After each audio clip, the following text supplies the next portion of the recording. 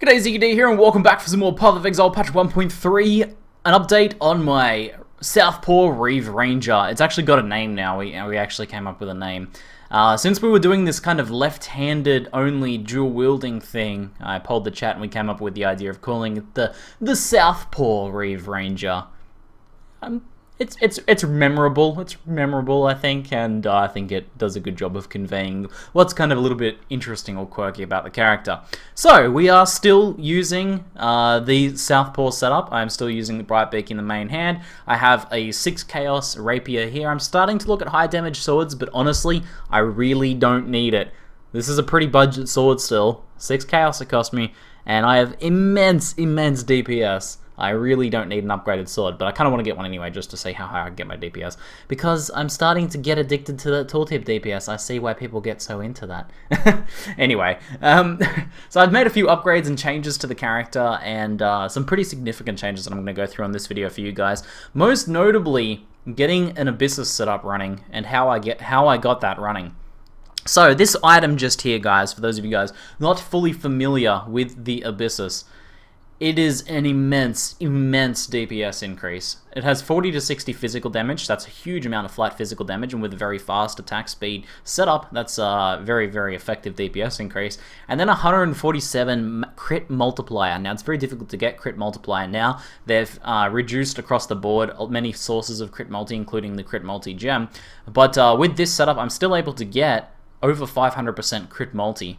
And I'm still missing like a lot of nodes that I can get. For example, there's two 15% nodes there, which are pretty good nodes that I haven't picked up because I simply don't need them. So just to give you an idea of kind of how large this DPS setup is, we'll go with our Conk Effect setup just so you guys can see the difference even more noticeably.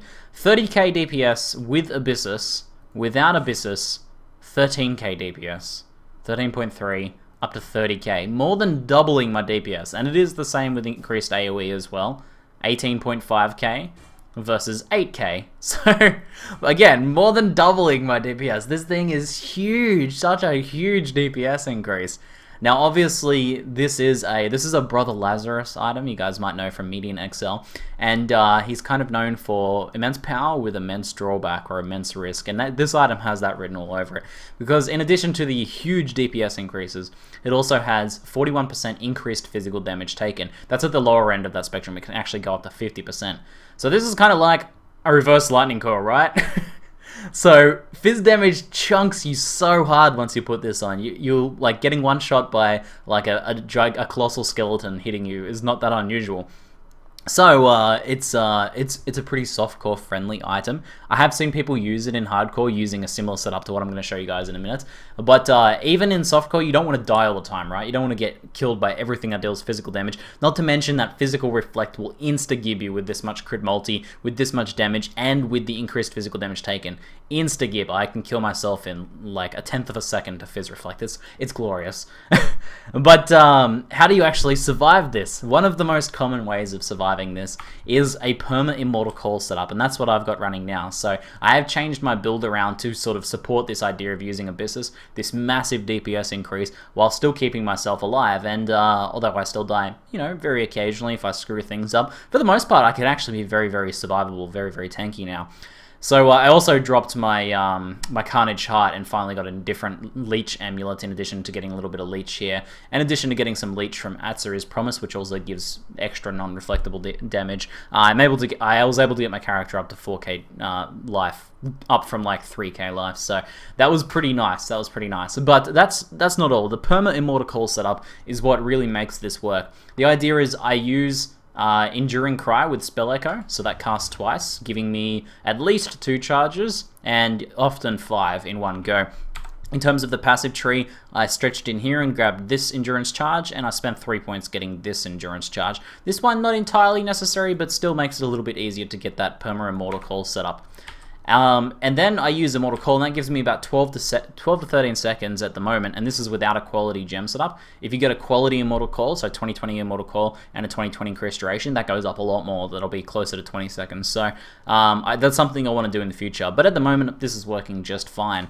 And then I made a few other changes with this in mind. So because I was switching to this style where I am essentially immune to physical damage and physical reflect all of the time, I'm like, well, I feel like Iron Reflexes isn't doing that much now. In fact, it's not really helping me at all, because I'm immune to phys damage whenever it's, necessary to be immune to phys damage. And this is what, this converts your evasion to armor, making you a little bit more resistant to phys damage. Doesn't really help. So I wanted to drop this, but I was using Unwavering Stance. So I thought, I got to kind of drop those together. So I eventually made the decision to drop these two, so saving 4 points, spending 2 points on Heart of Oak, which is extra life, life regen, and stun avoidance and stun recovery. So that helps out with the loss of stun from Unwavering Stance. And then I spent one of the extra points, so now we're up to 3, on Ondar's Guile, which doubles my evasion against projectile attacks. And then I just spent another point on life just here. Now for the Abyssus Perma Immortal Call setup, you'll notice I also ducked in here and grabbed the Skill Duration Exceptional Performance, because this helps with keeping Immortal Call up a lot more as well. So, with that setup, I actually just run around by default with 25% evasion, and I actually am tinkering with the idea of using a Jade Flask as well, which boosts it up to 50%-ish. Now, that's without the extra evasion roll on that as well. That's an adrenaline one, not one with additional evasion on it. And Ondar's Guile doubles that for evading projectile attacks. So the effect of this is I'm immune to physical damage from Immortal Call.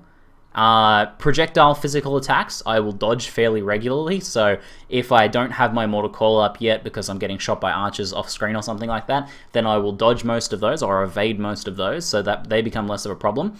And then I'm actually helping out something that doesn't usually get helped in an Iron Reflexes build, and that is elemental attacks. Elemental attacks is something that people tend to forget about. We think about elemental spells a lot and we try and, we max our resistance stuff, but elemental attacks are also worth considering. Ondar's Guile and the evasion setup means that we become much more resistant to elemental attacks. This character already has like 25% block, and then it has 25% chance to evade. That's, that's it doesn't exactly work that way, but that's like 50% extra mitigation against elemental attacks that wouldn't normally be happening. So I'm actually pretty happy with this setup, dropping the Iron Reflexes, dropping the Unwavering Stance, and just getting a bit of evasion. And that's coming from, an evasion chest here. I have a little bit of evasion on Malagaras here, and a little bit of evasion. I actually added these to Armor ES boots. This was Armor ES boots, and I added evasion to it because I got extra evasion and it was helpful. So, that was pretty interesting, but I don't have a lot of evasion across my gear, but it's just an extra layer of defense, and it seems to work quite well. Okay, so that's enough talk. I'm going to show you guys how the build actually functions in a map, so you guys can see how it all sort of comes together. Now, something I was worried about when I was switching over to this Abyssus setup, and I knew I'd have to do this self-cast Immortal Call, is that it would make the character less fast-paced, less fun. That's what I wanted to make with this character. And it did change the playstyle quite a bit, because now before you engage packs, you take a moment to prepare. But it kind of works out like catching your breath before just going absolutely psycho and destroying everything. So hopefully you guys will be able to sort of see how this works in just here. This is Jungle Valley as well, which has got a pretty scary boss. This is a nasty pack just here. But you'll see what we do is we pop our Immortal Call, and then we just go absolutely ham destroying stuff. Now it's going to take a couple packs here to charge up my my Vile skills, but once those guys are up, things get a little bit more fast and furious. But you can see, even with our normal Reave setup, stuff gets shattered really quickly. My crit chance is not super high. With charges, crit chance is 46.9, so a bit under 50%. But thanks to very high attack speed, I crit fairly often, and when I do crit, it just does so much damage because of all that crit multi, that over 500% crit multi. So you'll see it'll be like no crits, and then a crit, all of a sudden insta-killed. So that's why it's also very dangerous to reflect as well, because the huge amount of crit multi there. But what we'll do is we'll just hang on the outside of the pack, we'll pop our Immortal Call. That was a shorter Immortal Call since I only got 2 charges, but what I can do is grab a few extra here, jump out, Immortal Call, and then I can start going ham on these guys just here. Yes, I said it, going ham. I know you guys hate when I say that. But what I'll do is once I have my Reave stacks up, I can use a Quicksilver, or later maybe I'll use a Jade of Adrenaline, and use that just to sort of run between packs, because Leap Slamming loses your charges. But essentially, if you kill a large pack, you can just Vile Reave between packs. So let's get a little bit of momentum happening here. So we'll charge up our Immortal Call setup just there. We'll jump in. I'll pop my, which is on the wrong button for some reason. So I pop my Vile Reave, and that gives me screen size Reave. So now I can basically just kind of run between packs like this and destroy most stuff before it sees me. But looks like we've got a Storm Herald. I'm going to pop my endurance charges there, pop my Immortal Call, so we've got a 7-second full Fizz immunity there. I'm going to kill that pack. There's an Alcohol, I'll take that. So we still get that very fast Leap Slam spam. we still get that very fast leap slamming action from before, and the build still plays very fast paced. But we are much more tanky in practice when you play the character well. But it does rely on you playing it well before. Whereas before you were kind of just kind of jump into the pack and go ham and rely on the leech from Carnage Chart. Now it's now you actually kind of play the character a little bit more intelligently. So I'm seeing charges. So I'm gonna pop my Immortal Call just here. I'll pop my Vile Reave just there as well, and we'll go ahead and clear out this pack just here. And it all comes together very nicely. Now, I haven't been using my Answer is Promise much, but I should be using that on most packs, because it's basically just a big DPS increase. I'll actually show you how much DPS that gives. So, normal here with power charges, 22.6, 27.5 with the Answer is Promise up, with power charges up. And without, it's 18. Oh, I'm out of Answer is Promise, but it gains a couple K DPS, and that's that's non-reflectable. Not that that's an issue, but it also provides additional leech as well, so extra sustain for the character. So it works out very nicely. There's lots of shield charges on this map, so it makes it a little bit harder when you got things like that can shield charge you off screen. You need to prepare your Immortal Calls a little bit more. You guys can sort of see, hopefully, how this is working out, but it's been a lot of fun, and I've been able to push the character further and further with this setup, I think, and I do think it was a big gain, because you gain a bunch of DPS at the cost of having to do this Immortal Call setup, but I think the Immortal Call setup, not necessarily a bad thing anyway, because it's making my character a lot more tanky than it was before, so pop that just there. I think what we'll do is I'll cut ahead to the boss for you guys, and I'll show you guys how I do this boss. I recently did a, this one isn't a double unfortunately, but I did yesterday just do a double Jungle Valley boss, which is something I would usually never touch in hardcore, because this boss is so scary. This is the Giant Weaver boss, but we'll go do the single one here at least, and I'll show you how it works out. But the Immortal Call plus the Answer is Promise setup, plus the leech and plus the damage of this setup, very, very effective. Okay, here we go. So what I'll do is I'll hook around the edge here. I'll try and activate the spiders. And I'll grab my endurance charges, which I somehow missed probably because they were coming down, so now I gotta wait. Alright, there we go. Now we've got our Immortal Call up, and that protects us from the Flicker Strikers. Still, the Viper Strikes can hurt. Now we want to get... Oh, I didn't have my Immortal Call up. I think I might have gotten stunned there. So that's unfortunate. You gotta watch out for that. That's the thing about not having Unwavering Stance. So that's the only drawback from that. Although I get some stun avoidance, the not having Unwavering Stance thing is a bit of a problem. Alright, so let's do this now. I've got to get my Immortal Calls back up. There we go. There's the Immortal Call, and then we'll just DPS down the boss here. Oh, almost got him before he popped up. When I was doing the double boss one, I killed it before he, before he went into the roof, thanks to freeze, a little bit of stun and just a lot of damage. So we'll pop these guys here. You want to try and chain those Immortal Calls end to end in situations like this. There's the kill just there. Not really a problem. I did screw up at the start there with the not getting the Immortal Calls up. Alright, let's pop our Immortal Call here. That's a Substantial Fizz.